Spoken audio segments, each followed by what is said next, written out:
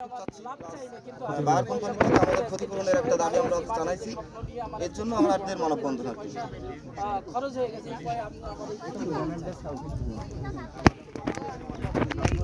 এখানে প্রতিদিনই 50 জন লোক করে কাজ করে।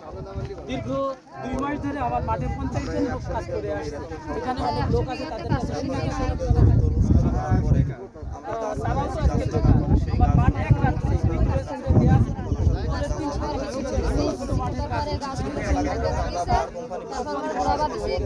পরে দেখি বড় বড় ফালিছে ঢুকে যাড়ে কিছু হয়েছে। তারপর এই মাঠে এই যে স্প্রে করেছে সন্ধ্যাবেলা স্প্রে করে পরের দিন সকালবেলা এসে দেখি গাছগুলো খুব সুন্দর আছে। তারপরে একবার স্প্রে করে সেটা এসে দেখি এই গাছগুলো লাল হয়ে গেছে, আর ফলগুলো মানে ইয়ে হয়ে গেছে। কদবেলের মতো কালার হয়ে গেছে। তখন ওনারা আমরা আটকালাম, তো ওনারা আমি মাঠে আসতে বলি, উনি আমার মাঠে আসে।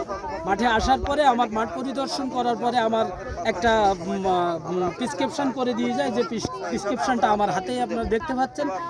প্রথম স্প্রে করার পরে খুব একটা ভালো মন্দ কিছুই বুঝতে পারিনি, কিন্তু তার 4 দিন পরে এখানে আরেকটা স্প্রে দিয়েছে। দ্বিতীয় স্প্রেটা করার পরের দিন সকালেই সমস্ত গাছ হলুদ হয়ে গেছে এবং তারপর পরই গাছ মরা শুরু হয়ে গেছে। যখনই গাছ মরা শুরু হয়ে গেছে তখন আমার সমস্ত গাছে ফল 1-1.5 কেজি 2 কেজি করে ফল। এখন আমি আমার ক্ষতিপূরণ চাই। প্রশাসনিক হস্তক্ষেপ আমি আমার দেশের সরকারের কাছে দাবি, দেশের মানুষের কাছে দাবি, আমি যেভাবে আমার ক্ষতিপূরণ পেতে পারি সেই দিকে আমার করজোড়ে মিনতি।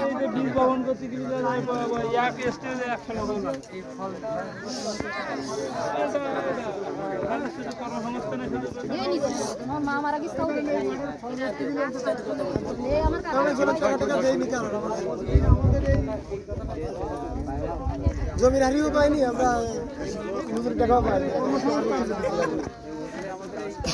আমাদের এলাকার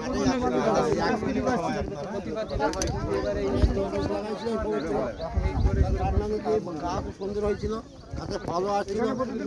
বায়ার কোম্পানির এই যে মেডিসিন দিয়ে গাছগুলো প্রথম দিন গাছ মরা নেই, দ্বিতীয় স্প্রেতে গাছ মরা শুরু করে আস্তে আস্তে গাছ নদী গাছ মরে গেছে। এখন পবিত্র যে 1 কেজি হাড়ি বা জমিগুলো খাটাইছে, এই পয়সাও সে পাবে কোথায়? এখন তার বাঁচার কোনো উপায় নাই। এখন মানুষের কাছে সরকারের কাছে দাবি, যাতে এই পয়সাগুলো সে পাইতে পারে।